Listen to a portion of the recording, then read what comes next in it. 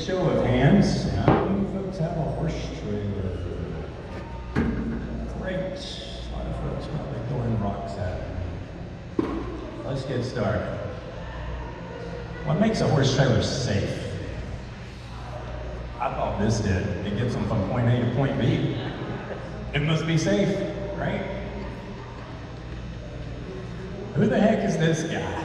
Well, it gives me the authority to even have the privilege of talking to you guys about horse trailers. Husband, father of 6, actually I have a 2-year-old, I know.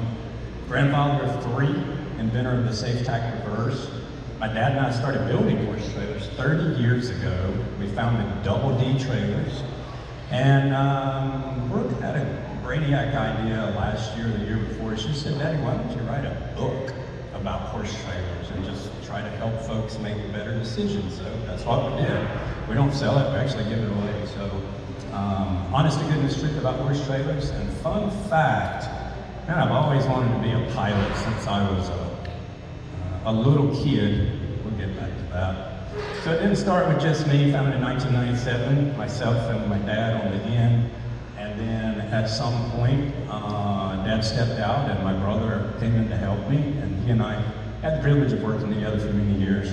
And today, it is Brooke, myself, and my son-in-law, Caleb. We do the sales, marketing, and customer service, so if you reach out to anybody about anything, you're going to talk to one of us. And then, of course, we have a fantastic fleet and team at the factory of engineers and such. Now, when I started on my private pilot license, and I finished about 2 years ago, I got my instrument rating this past January, purchased my first plane. And I thought really that I wanted to get something, a Cirrus SR-22. They have a parachute, they're really cool, they have air conditioning, they look nice. If you have a problem, you just pop the chute. And then I read about this guy, Al Mooney, who started building planes in 1950s. And the plane that I purchased was a 1965 M20E. And the reason that I did that is in my years of manufacturing, I figured out and building safe horse trailers, when I made a decision as to what do I want to haul my family in around the country. You know, my little kids and my wife. Do I want something, not that we're going to survive a crash, but the odds of survival in a steel roll cage, almost like your automobile. So I wanted that steel cage surrounding me and my family. If I've got to set that the engine goes out and I've got to set it down in the field somewhere, you're smacking trees, you're going to have a lot better chance with that steel cage, so that's what we did. Trailer design is really no different. We want to focus today on frame and chassis. We'll take a quick look at the walls, the roof, flooring, and we're just going to focus on those 4 details. Anybody that has a question while I'm yapping, just shout it out. I would love that. So, what is your trailer really made of? Safety versus sales hype in horse trailer construction. You put that horse trailer up there, it's not even one we made. All right, so this is a picture from inside of our factory. We actually use a material that we call Z-frame, but the idea is that steel safety roll cage that we're looking for, similar to what I was explaining to you in the airplane. It's lightweight like steel, it doesn't rust, and it's super strong. And that's what we want. Now, another thing that they taught us in aviation are bad attitudes. And one of those is being macho, and the other one is invulnerability. I can't even pronounce that word. But I've done it so many times, and you guys have. We've been texting while we're driving, we're not paying attention, things like that. Maybe you've loaded a horse 1,000 times and you've never had a problem. You've never had a problem until you've had a problem, right? And so that's what we want to look at, is how to prevent these problems from happening. So Amy Chenard, she's in Okeechobee County, Florida, 2023. She had this trailer accident. She had purchased a 3-horse reverse load from us, rear tack, and it was a horrific accident. You could see the trailers on its side, the vehicle was totaled, horses all walked away from that. Amy went to the hospital, she's okay. she ordered a brand new trailer from us, identical to what she had, but someone just T-boned her right beside, ran into a stoplight, not paying attention. Thankfully, her horses were surrounded by a safe steel cage, and the results could have been much worse. While I'm never on an aluminum trailer again, so, oh, we have video. Does that work? Yeah, it'll play. Oh, I'll go back. It's fine. So I'm involved in the fire service, and I've been a volunteer firefighter. I had the opportunity to go to a technical large animal rescue class. And it was I think a 3-day class, and it went over everything about rescuing animals, and part of that was horse trailer rescue. And they started showing slides of horses falling through the floor of trailers. Horses, like the trailers falling apart when they get into a wreck. And the instructor kept going, and she's a well-known national instructor. And she's like, if you are in an aluminum trailer, she's like, you are taking your horse's life in your hands. And I'm like, looked at a lot of construction trailers when she went go to horse shows, and as the on-call vet for the show, she's like, I'd seen so many pieces of the trailer that I just was like, I can't believe. Right. You know, you're carrying, people spend a lot of money on horses, and you spend a lot of money on equipment, but she said they put them in these trailers that, she's like, oh my gosh. Yeah. The thing is going to fall apart the second they have one wreck. So we did this little thing with our customers called a ride-along series, where we hopped in the plane and we flew to our folks around the country and sat down and actually did an interview with them and said, why did you buy a trailer from us? What do you like, what do you don't like? And Mike and his wife down in South Carolina, they had gone through this course put on by Dr. Rebecca. I don't even know. I think we have that in our slide, but anyway, whatever she told him, apparently she convinced him that what he had was not the best and there were better alternatives. So Mike has been a really good advocate for us. And if you have an aluminum trailer, don't start throwing rocks at me, but just some properties of aluminum. As a manufacturer, we started out doing steel frames. At some point over the years, I actually flipped to an aluminum chassis, similar to what everybody else builds. And some properties that I found out about aluminum. It's a very malleable material, you can bend it pretty easily. And so to get it where it doesn't bend, you have to make it thick. And when you make it thick, it becomes very brittle. And under stress, whereas a piece of steel will flex, flex, flex, flex before it'll actually bend, the aluminum doesn't do that. You don't get a lot of flex out of it, and it just breaks. And so you get the splinter, the tearing, the ripping, the things like that. And it's just a property of aluminum in a high-stress situation. When a horse panics, what's inside matters. So this is a customer that sent these photos to us, I guess 3 or 4 months ago. It's been recent, but her horse colicked, is that what she said? Yeah. During transit, started freaking out, and you can see the inside walls got scratched up and scarred up pretty good, but the horse was safe, everything was fine. And actually on the inside of the trailer, we used this material called Galvalite. It looks like aluminum. It's the same stuff that's in the bed of your pickup truck. So we got a Ford Chevy Dodge with the ribs in there. We buy it, except it's in flat sheets. And it works fantastic on the inside of a horse trailer because I've used aluminum before in our trailers. And we've actually had horses rear up, we've had legs go through, puncture through the side. So this type of material, we just don't have that issue. Aluminum versus double wall insulated design.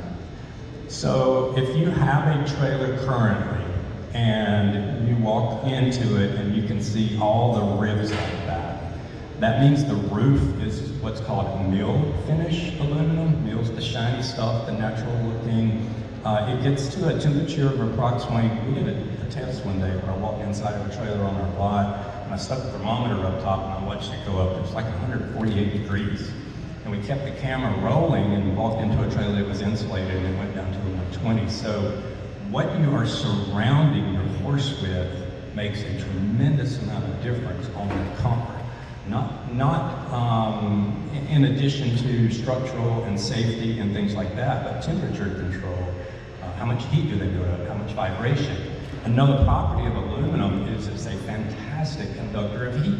That's why I choose some pots and pans, solar panels, cooking, you know, all of that. And when we just surround your horse in all that aluminum, you're literally baking the horse while you're traveling. So if you have a trailer, mill finish aluminum, non-insulated, add some insulation to it, it will help tremendously. And another property of the aluminum, like in the floor, which we'll look at that, it transfers more heat off the asphalt, more noise, more vibration back to the horse's feet and legs, and any other material that I can think of. And so often I look at that and I'm like, why the heck are we still using that? So yeah, you can see the trailer to the left, that's an insulated double wall. The trailer to the right is just a single wall. And what that means is if you walk up and knock on that white portion on the trailer to the right, you're literally knocking on the outside wall. And I've seen trailers like that where the horse area is that way. If the horse rears up, they'll definitely hook a hoof through that. What's your horse kicking against? That also matters. So years ago, I used to do a steel backing plate and then a piece of rubber on the outside. And the problem that I had with that, we had a client and their horse just really liked to paw. I mean, he would just, you know, he was on it. And eventually, he peeled the rubber off the wall. He went through it. And then I had the mechanical fastener exposed. The horse ended up getting cut. And I'm like, that's a bad design. So we came up with a different style. It's a material, it's 95% plastic, 5% rubber, has some give to it. It actually has a block of high density styrofoam insulation behind it. My dad, he used to be an avid NASCAR, he loved NASCAR, Dale Earnhardt. And I remember back in the day when Dale Earnhardt was involved in an accident, NASCAR did this thing called a safer barrier. So they went to all the tracks, they put a block of high-density styrofoam insulation on the inside wall, and then put another wall. So now when the car hits it, the inside wall flexes, it absorbs the impact, and it's dispersed much safer on the drivers. Same thought process for the kick system. Light bulb went off in my head, and I'm like, why don't we just put a liner on the inside, the insulation, and then, you know, it does the same thing. So if you do have a rubber lined trailer, just pay attention, make sure that the rubber's not being pulled away from the wall, and you just don't want those mechanical fasteners exposed. We talked about temperature just a minute ago and about how the mill finish in particular conducts extreme heat. It's thin, it can puncture.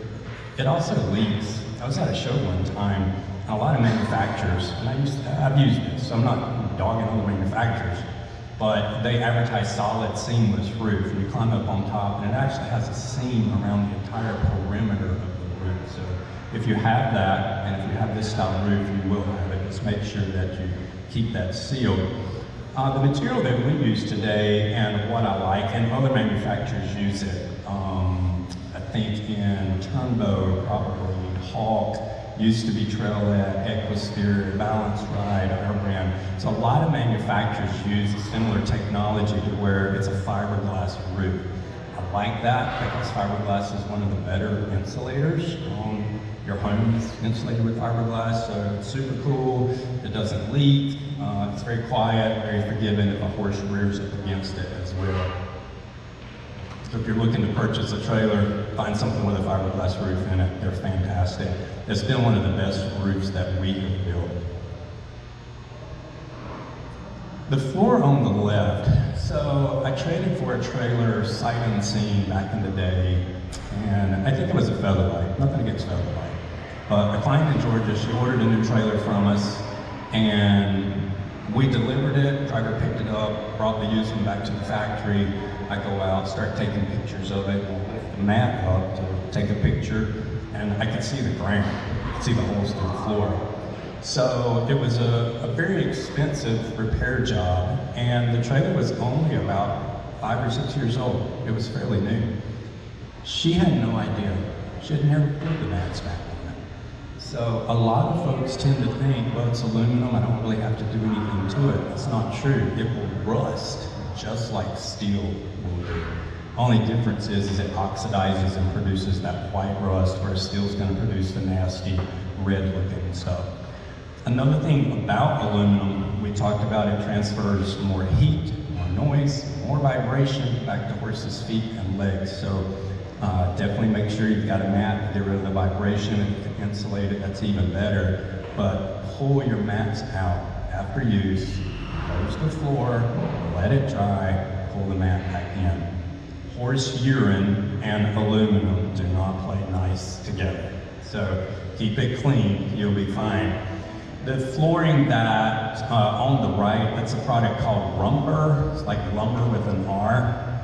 We don't make it. It's made by rumber.com out of Texas. You can Google those guys. It's available in any horse trailer manufacturer in the US. I like it. It's in probably 95% of what we build today. Clients really love it. In fact, we've got a client here. We just went out and did a video for a trailer. She has the Rumber and was really talking it up. But it's going to transfer the least amount of heat, the least amount of noise, and the least amount of vibration, even compared to a wood floor and definitely to an aluminum floor. So if you're looking at a trailer in the future, ask the builder, whoever that you're talking to, hey, do you guys offer Rumber? It's a great floor. It doesn't require a mat. It's like 2 inches thick. That is the floor. If you look underneath, you're going to see the cross members on the bottom side of the trailer. Is that a double D exclusive? Sir? Is that a double D exclusive? No, it's made by Rumber out of Texas. And there's several other brands that offer that too. So, yeah, if anybody can pick up the phone and order. You have Rumber flooring? Yeah, do you like it? Yeah. We did a survey. We've had some folks say, oh, I won't have a Rumber floor because it's slippery. See, I asked Salon outside when we were filming a while ago. I'm like, do you like your floor? Do you have problems? She had a 6-horse reverse. She said, no. Are their horses drunk? Are they giving them Banamine or Heath or something? She said, I don't know. It's not slippery, so I don't know. Probably 80% of the folks we talk to are like, yeah, I love it, and the others are like, no, it's slippery, my horses fall down. But nice to hear that you like it. Yes? So if the aluminum trailer has aluminum I-beams underneath with a sheet on top of those beams, that sheet could be removed more than likely, and then the Rumber goes back over the top of the I-beams. But a lot of aluminum trailers are built with what's called an extruded aluminum floor. I never knew what extruded meant until I went to an aluminum plant, but they basically take a piece of aluminum that's about the same size in diameter as a light pole, and it's as long as a light pole. And they throw it on a conveyor belt and they shove it through this die like Play-Doh. It keeps it really hot, and on the other side it comes out in whatever shape that you want it to come out in. It was really neat. I was like, wow, that's super cool. So an interlocking extruded aluminum floor goes together really quickly. One board snaps into the other one, and in that situation you would not be able to replace it because that is the frame of the trailer. So it just depends on the construction of the trailer, but most of what roll out today, yeah, they're interlocking extruded. One more thing on flooring while that's on my mind. I'm not a huge advocate of floor coverings. I know there's some products out there where you can spray over the top of the floor, particularly an aluminum trailer, and it's soft and it looks good. You can do different colors. The problem that I have with that is it's an external add-on. And if that bond ever breaks loose, say they didn't get the floor cleaned well, the aluminum, it had some oil on it, it didn't stick well. What's going to happen in 5 years from now is if that urine and water starts to get in between the coating and on top of the aluminum, the floor is going to look like the one that we just looked at. The thing could literally rust out on you underneath and you would not be able to see it. So when it comes to trailers that have coatings for floors, I tend to stay away from them. It's just one of those things. Never happened to me until it happened. So you don't have the problem until you have the problem. Trailer layout matters. What do you pull? Straight, slant, reverse, bumper, goose, forward? There's lots of things. Oh, is this a video? This is one of our ride-along in Keeley up in Culpeper, Virginia.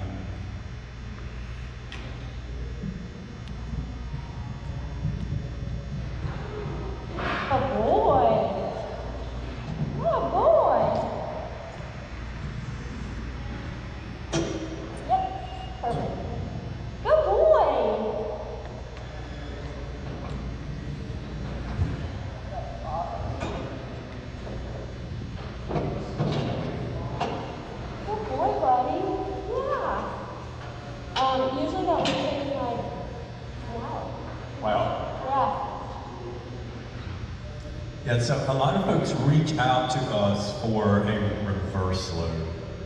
I'd never even heard of reverse load. In 2013, a client, Kathleen Campbell Walker, she's an attorney out in Texas, she contacted us. She says, I really love you guys' rear tack, the swing out thing, but I want a reverse load. And I said, reverse who? So we didn't invent the reverse load. There were several manufacturers at the time building those, and I started researching, well, how are we going to make one? And we found a lot of potential dangers for horse and or handler in those layouts, so we sort of cleaned all that up and got a patent from the US Patent Office, and it's about 80% of our sales today. But Keely in particular, she said, I've got this horse, and it normally just doesn't load well. He's a bad trailer guy. He's had some trauma in the past. So it's really fun and rewarding when we go to clients like this and they say, hey, this is why I bought this, and here's the result. And it's not rocket science. It's not any magic thing that we have done. It's just a matter of building a trailer that's wide open, airy, spacious, bright, inviting, and yeah, your horse will definitely walk up into it. And then when you trailer that guy, a trailer that doesn't vibrate, have a ton of noise, doesn't make your guy overheat, and the sidewalls are rattling and all of that. So everything does matter, but let's keep rolling. This is Jones, this is Keely's trailer. This is exactly what she bought. Can I do is this thing do a pointer? I don't know what that does. So in the video we just looked at, obviously she loaded through the side ramp and her horse is facing backwards. Does anybody have a reverse load in here? Anybody haul reverse?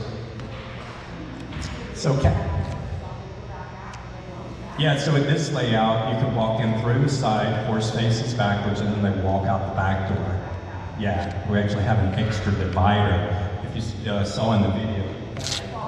Yeah, we got the extra divider, so you don't have to worry about the horse darting out on you or anything like that. You can also forward face. You can open the back doors, walk the horse up, and then forward face and unload through the side ramp.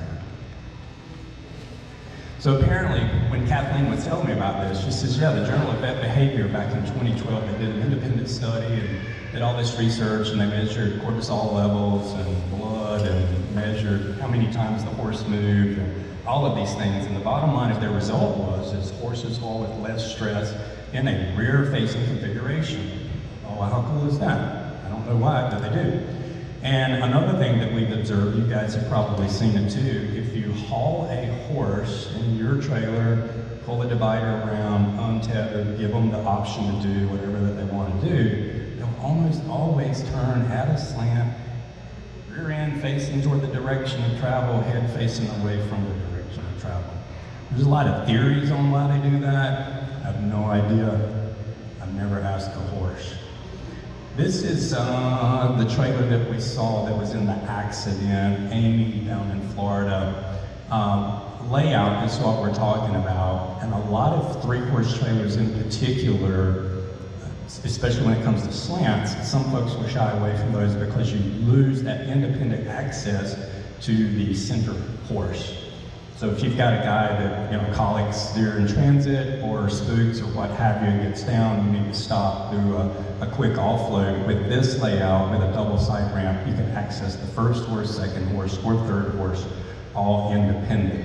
So if you're looking at ordering a new trailer, whatever manufacturer you're working with, tell them to build you in a 3-horse, do a double side ramp like that. And that will solve the issue with losing access to that other horse. I don't know whose layout this is, but I really want to knock them in the head. So I guess the horse comes in here, goes up to there, handler has a place to escape. I like that. Second horse comes in. They've got this manger. Another problem with mangers, I used to go to mangers, I don't like them. The horse can't lower their head. You're in transit, they can't, stretch it out, haul through that dust and debris. So, yeah, mangers are not our friend. Third horse comes in here. Fourth horse comes in here. Where the heck does the handler go? There's no escape. They've got this fixed wall for a rear tack. So you have two choices. Hope your horse is a great loader, and everyone that you always have is a good loader, or you can walk your horse in if you have to do that and slither by this wall and hope your 1,200 pound or 1,500 pound horse doesn't move. To unload, same process. You're gonna lay the gate down. This guy has to back out. He doesn't have enough room to turn around and get out. This divider comes open. With the mangers, I don't think there's enough room in here in the wheel well for the horse to get his head around that part and turn around and walk out. Anyway, horrible layout in my opinion for horse and handler. Several potential, it's one of those things. I've done it a million times, I've never had a problem, but I can give you a lot of customers that have had problems and they would look at something like that and say, not me, I would not do it. They're smarter layouts. Trailer layout, myth versus fact. Any questions? Anybody want to comment? So I used to build rear tacks just like the guy on the left. Same thing. We did the folding walls, and the horse would load in the door to the right or left, whichever side the rear tack was on. The tack goes into the other door, and then we'd have either a butt bar or a butt strap or something. I don't really like the strap because I've seen horses sit down on those and actually get cut. So a bar would be better than the strap in my opinion. I had a client, it was in 1999, and she ordered a 3-horse gooseneck from us. It was slant. Horse loaded in the one door, tack in the other door. She was very happy with it. It was a stock side, the open slats, didn't have the windows in it. And a few months after she had it, she called us up and she said, look, you guys need to figure out how to get this bleep saddle compartment out of the way. I just broke my arm loading the horse. I'm like, what happened? And she said, well, my horses are great loaders. I don't have to walk in, so the tack wasn't an issue. And she went around to the side of the trailer to stick her arm through and tie off that last guy in your rear back and snap her arm. So my dad, this is a pretty simple guy, he's very smart, but he was a thinker. He's like, why don't we just put the tack box on the back door? And then when you open the door up, the whole thing comes out with it. And then we can do this extra divider, so you get rid of the butt bar and the butt strap and all those things. So since 1999, we've been building them that way. And it just makes sense because you can see, like with Amy's trailer we looked at, you've got the entire back end of the trailer open and available for loading and unloading. Whereas the trailer to the left, when you get ready to unload that first guy, one, his hind end is right at you. So anybody ever been kicked? Hope not. Some folks have. And two, he's got the back out, which is never good. And this layout to the right, you would actually be able to spin your horse around and walk them back out the back end, so they would not have to back up. Layout, why does it matter? All right, Equa First Aid USA. So I recently had the privilege, these guys added me on their board of directors, whatever that means, but we work with them to kind of bring their safe trailering practices course up to speed. They have folks all over the US that do these courses. It's a day course. Maybe some of you guys have done it. So look them up. We don't get anything out of it. We're just trying to promote safety, and these guys do a really good job in that. Towing. We're not going to spend a lot of time on towing. What is their time here? Yeah, we're doing great. I don't want to bore you guys. You know whose trailer this is? I don't remember. Vicky, Pennsylvania. Yes, she owns a feed store, Rice Feed. Anyway, great video. Nice living quarter. You can see the side ramp. So that one too is a reverse load with an LQ, but what did we tow them with? All these terms, when I wrote the book, I started looking at the information out there, and there's GAW, GVW, GCW, there's just a lot of stuff, and it just made my head hurt. I'm like, I don't know what any of that means. There's really only two numbers that matter, only two. And when we're designing trailers, part of our design process is we figure out what kind of vehicle are you using, and what's the capacity of it, and is your load going to be safe? We don't try to build trailers to fit the tow vehicle. We recommend folks spec out the trailer that you need. If figure out what it's gonna weigh, what the tongue weight is, and then you go buy a vehicle that'll pull it. That's safely rated. Tow vehicles are made to tow. So horse trailers are made to haul horses. So anyway, we have a lot of folks, they'll do it backwards. They'll come up and they say, oh, I just bought a new Dodge Ram and I want to get such and such. And then we look at the specs and we're like, yeah, you're going to be over capacity. So what can it pull? Manufacturers of tow vehicles, whether it's a Chevy Tahoe or a Dodge Half-Ton or a Ford Power Stroke, they really like to advertise the big number, what it'll pull, like what you could just hook to it and drag it. And it's usually, if it's a Chevy Tahoe, it's probably 8,000 pounds. If it's an F350, maybe it's 15,000, these big numbers. So folks tend to look at, well, the trailer weighs 5,000, my vehicle can haul 8, my horses weigh 2,000 each, that's 7,000 pounds, I got 1,000 left over, I'm good to go, no problem. What these manufacturers are really, really hush-hush about is what it can carry. That's always the weak link in the equation. Not what it can pull, what it can carry. And one of the things that I always like to do, so if I'm trying to determine those two numbers, what I can pull is, I can pull that pretty easily. If this thing had a lot of weight on it, this would be what I could carry. So that's your difference. Imagine moving the dresser around in your bedroom. You could probably push it. That's what you could push or pull. But if you have to pick the whole end of the thing up and drag it around, that's what you can carry. So when looking at tow vehicles, and that carry number is actually payload. And they do hide that. It's hard to figure out on some of the manufacturers. GMC, they put it right on their door sticker. That's fantastic. But a lot of manufacturers don't. So, and another thing too, I don't want to get off topic. There used to be a company, it was Lakota. Lakota started out years ago making these 2 and 3-horse bumper pulls with living quarters. Really nice. I said, wow, that's super cool. I bet the tongue weight on that thing is what, 1,800, 2,000 pounds. So I contacted a Lakota dealer one day, this was years ago, and it's like, I got a half-ton truck, it's a Chevy, it's rated for like 1,500 pounds. He said, oh yeah, it'll pull it fine, you'll be good. I'm like, well, what's the tongue weight? It doesn't weigh too much. I mean, he just danced around it. When you're shopping for trailers, don't think that the salesperson is going to be forthright and upcoming with you and explaining. Even at the truck dealerships, vehicle dealerships, they are the worst source of information because they hire these folks, they look it up in the book, and all they want to do is make a sale. Talk with someone who can help you really determine what you can tow and then make sure that your load is safe. Because again, a load is only as safe as the weakest link. If you've got a vehicle that'll pull 8,000 pounds, it'll only carry a Chevy Tahoe is rated for 800 pounds. That bumper pull we just looked at Keely Jones has an 1,100 pound tongue weight. So Chevy Tahoe should be overweight. What that means is the back end squatted down, the front end's picked up, she doesn't have as much control over the tow vehicle. That's fine, you can get by with it, you've done it for many years, but one day when you gotta slam on brakes, you gotta swerve to miss a human on a bike or something, and you would lose control. So make sure that your vehicle is adequately rated.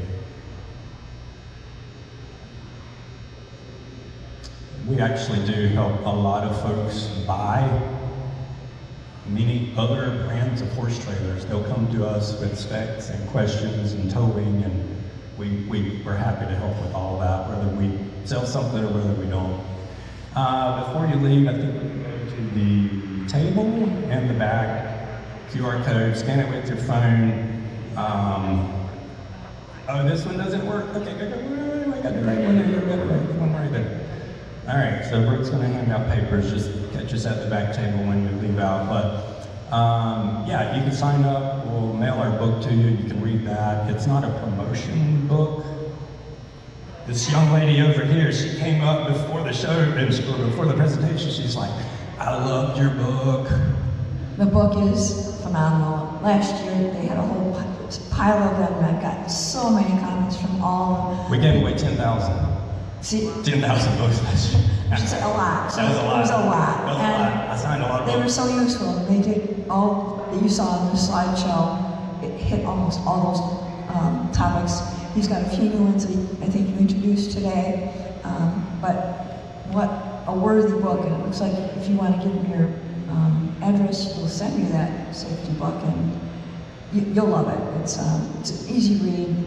You'll garner something out of it, I guarantee. So again, thank you for providing such a resource for people. You know, there are good people in the world, so thank you. Yeah, absolutely. We appreciate it. All right, so yeah, hit us up for the QR code. We'd love to see your book, and we do cool stuff. We do podcasts on Horse Trailer or Horse Radio Network with Glenn and those guys. We have a great time with them, and one of the things we've just started doing is webinars. We've only done one or two, but very successful. I think we had 70 or 100 folks on the first one. So sign up for the webinars. We'll be doing lots of topics. I'll be having Amy, who had the accident. We'll have Solange, who's here at the show with her trailer. She'll be on there. We've got several folks that have had accidents either related to their tow vehicle or accidents related to their horse, loading, unloading, that type. So we're just going to interview those folks and say, hey, what happened? What could you have done differently to try to help you guys not make the same mistake? All right, thanks for listening to me. Yeah, hope you guys learned a little bit. Appreciate it.